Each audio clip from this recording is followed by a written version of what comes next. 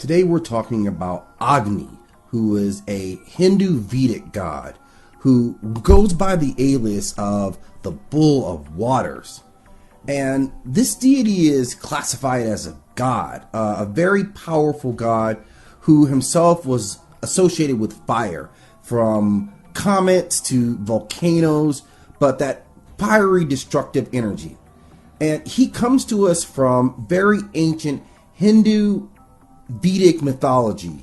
And culturally, he had a great impact and influence on the people of the Indus River Valley civilizations.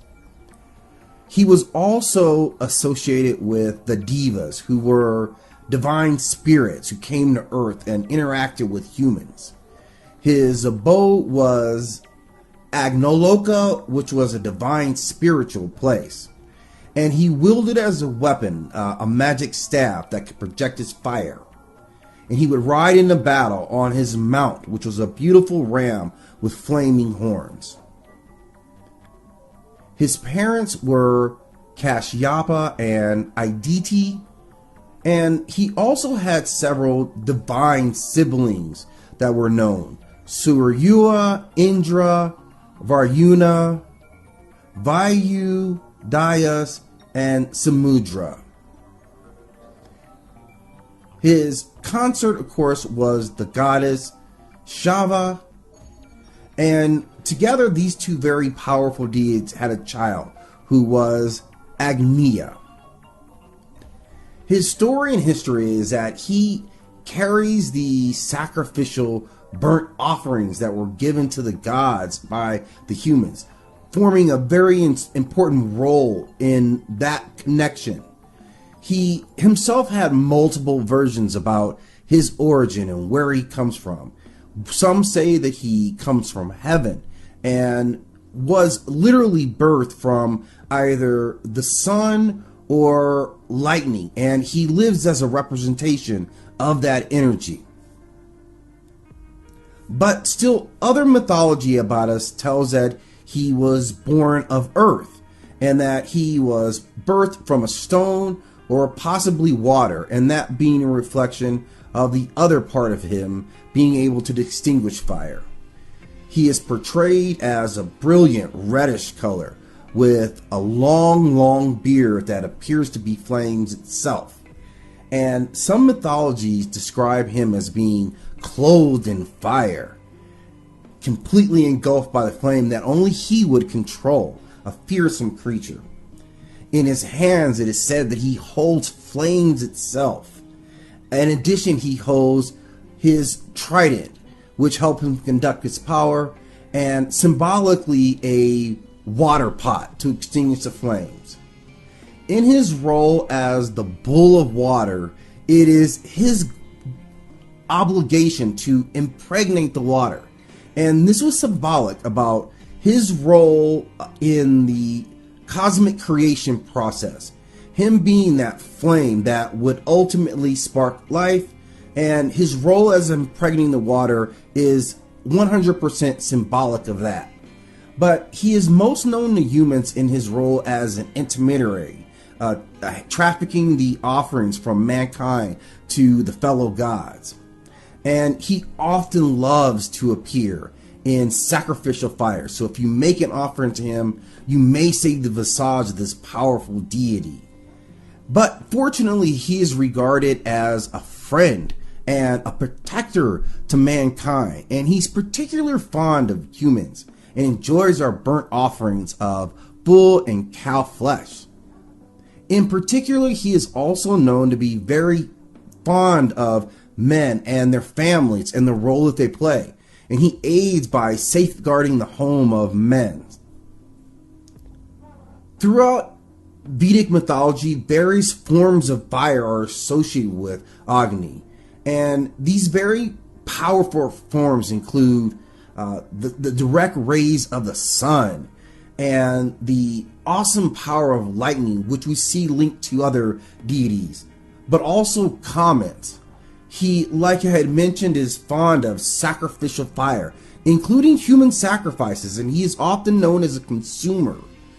He is known to be in domestic fires and also to appear in the funeral pyres of great men, as well as the digestive fires that reside within all humans, sometimes known as the hunger of humans.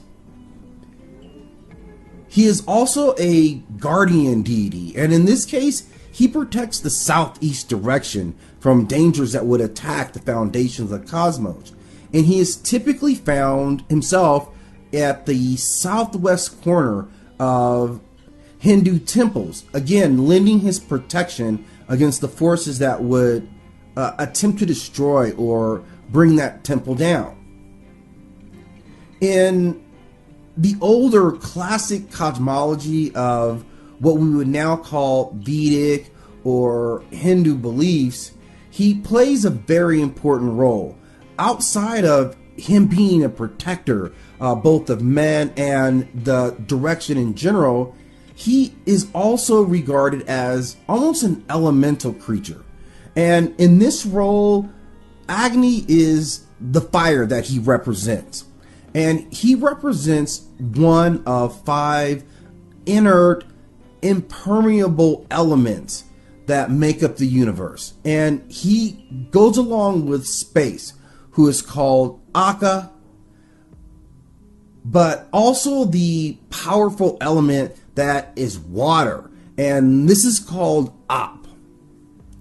They are joined by air or Vayu, and lastly earth with this prithvi. And the 5 of these powerful elements ultimately combine, and they are the basis for forming what we would ultimately call material existence, the world that we live in, or as it is called is Prakriti. In Vedic literature, as far back as it goes, Agni has always been considered a very major deity. He is feared and revered for his great power, but also his kindness, particularly when it comes to mankind. And he is invoked as often as his counterparts, who would be Indra, possibly the most popular of the Vedic gods, or Soma, who is known for her divine intervention. His role is special. Agni is different in the sense that he is considered the mouth of the gods and the goddesses, and he has the most contact with humans. And in that role, he conveys the offerings that humans bring to them through their ritual, which is how they express their love and devotion and respect to the god. So he's an important conduit that every ritual is ultimately touched by his impression. He is conceptualized in Hindu texts as existing in 3 levels. On earth, he is fire. High into the atmosphere, he is considered to be lightning itself, which is a reflection of the power of the gods in many beliefs outside of Hinduism. So he represents a real power in that reflection of lightning, in which you would see Thor or Zeus and how they wield that power. And at the highest level, he is considered to be the sun, which puts him in the category with Ra or any of the sun gods from belief systems around the world. So Agni remains a very important deity, representing some of the most important cosmic energies. We find it in fire, we find it in lightning, and he is thus represented here. In Hindu and Vedic beliefs, he is elevated to a divine role.